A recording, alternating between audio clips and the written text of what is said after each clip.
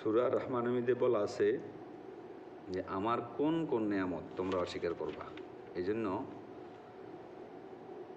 সূরা রহমান পড়লে কলিজাটা ফেটে যায় যে আল্লাহ তোমার কোনো নিয়ামতের অস্বীকার করি না, আলহামদুলিল্লাহ। যেমন বিসমিল্লাহির রহমানির রহিম,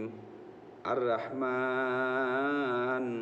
আল্লামাল কোরআন খলাকাল ইনসান আল্লামাহুল বায়ান আশ-শামসু ওয়াল কামারু বিহুসবান ওয়ান নাজমু ওয়াশ-শাজারু ইয়াসজুদান ওয়াস-সামাআ রাফা'হা ওয়া ওয়াদা'আল মিজান